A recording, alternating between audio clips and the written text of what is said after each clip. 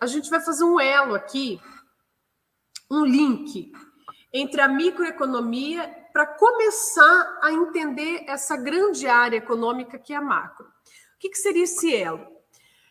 É importante pensar que essas decisões que nós estudamos em microeconomia, elas se dão num contexto mercadológico, né? Essa formação de preços, essa relação de oferta e demanda se dá no contexto de mercado. Eu quero comprar um automóvel zero, mas de modo geral, eu estou disposta, tenho dinheiro, quero comprar e estou disposta a pagar o preço que o ofertante estabeleceu. Há um encontro ali de oferta e demanda, portanto, dentro do preço, que engloba os custos de produção, que engloba essa remuneração do capital, etc., é formado um preço, né? E essa relação se estabelece. Isso é uma relação de mercado, onde há um comprador e um vendedor. Então, não é um ambiente físico, mas é uma dimensão que se estabelece de troca em trocas, né, a partir de trocas dos mais diversos bens e serviços. Pois bem, com o avanço do capitalismo, com essa complexidade econômica, há até críticas que se estabelecem aí da forma como nós nos organizamos, onde tudo virou mercado, né? Tudo que a gente, todas as decisões que nós tomamos, que envolve esse ato econômico de decidir uma compra, acabou assumindo uma proporção muito intensa, né? Nos últimos tempos, assim, tudo virou consumo, tudo virou troca, tudo virou virou mercado mesmo, né? A gente fala tudo exagerando porque a gente está na aula de economia aqui. Mas, de certa forma, nós estamos, assim, despersonificados diante de um sistema econômico que predomina, né? Muito focado no consumo, é isso que eu quero dizer.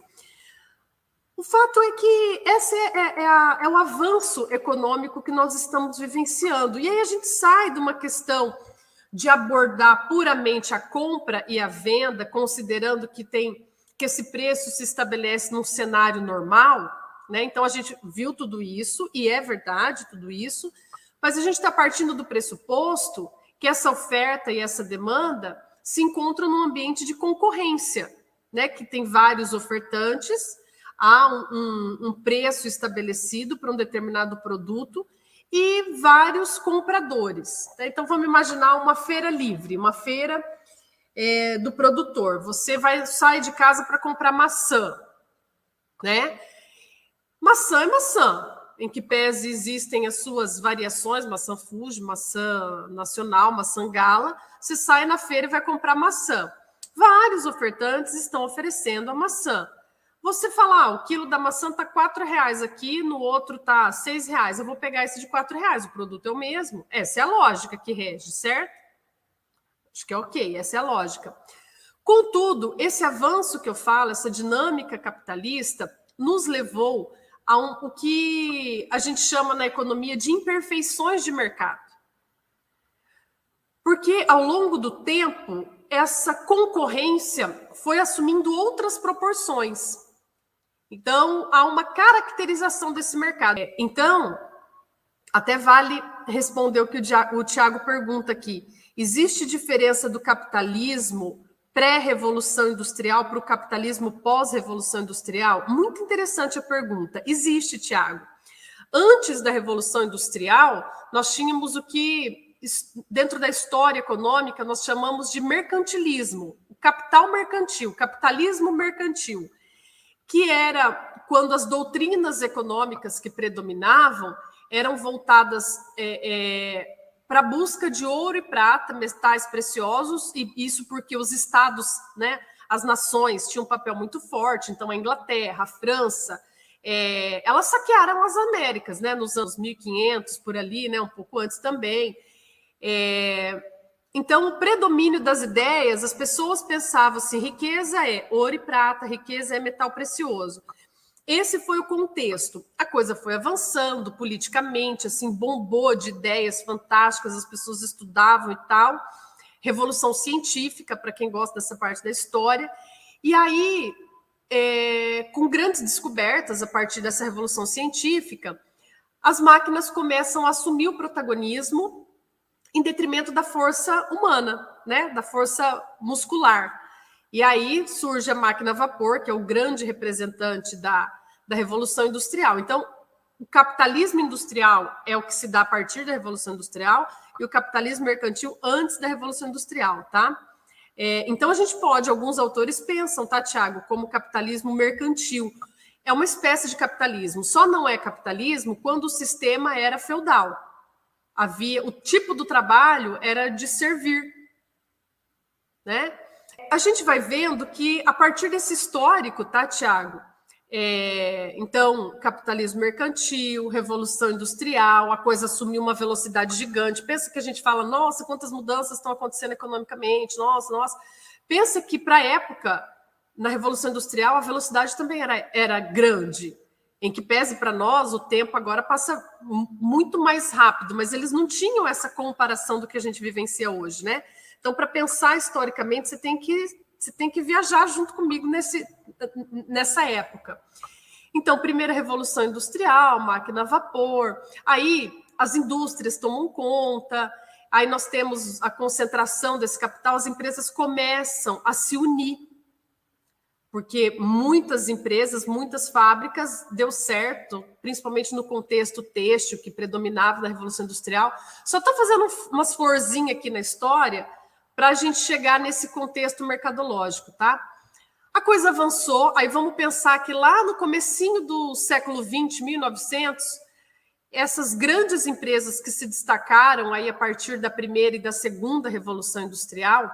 Então, se a máquina a vapor caracteriza a primeira Revolução Industrial, é a eletricidade que vai caracterizar a segunda Revolução Industrial. E com essas descobertas, essas grandes empresas vão se unindo, fazendo fusão, igual a gente vê hoje. Por exemplo, o Itaú comprou o Unibanco lá em 2008. Essas fusões vão acontecendo, essas empresas vão se tornando bem grandonas e vai impactando no nosso dia a dia. E é aqui que eu quero chegar. A formação de preços vai tomando uma estrutura diferente porque os mercados vão mudando. Concordam comigo que a gente não... Agora ainda a coisa bancária está mudando, mas por muito tempo nós fomos reféns de tarifas altíssimas na indústria financeira aqui no Brasil, nos bancos. Por quê? Poucos bancos detêm esse poder desse mercado. Quais são esses bancos? Itaú, que agora voltou a ser o maior, Banco do Brasil, Bradesco, Santander, Caixa Econômica, né? Esses 5 bancos detêm aí, se não me engano, tem no site do Banco Central, 85% dos ativos, né? É importante perceber que nós fomos, ao longo do tempo, nos tornando reféns da forma como o preço se estabelece em alguns segmentos por conta dessas aglomerações das empresas, por conta do fato delas deterem poder de mercado, né? Por muito tempo, por muitos anos, né? Com certeza a idade de vocês vai variar muito aqui, mas quem é mais jovem há mais tempo, como eu, vai saber que a Coca-Cola, por muito tempo, foi a empresa de maior valor de mercado. Por muitos anos ela esteve no pódio. Foi mudar depois da tecnologia, né? Onde entra Google, Apple e tal.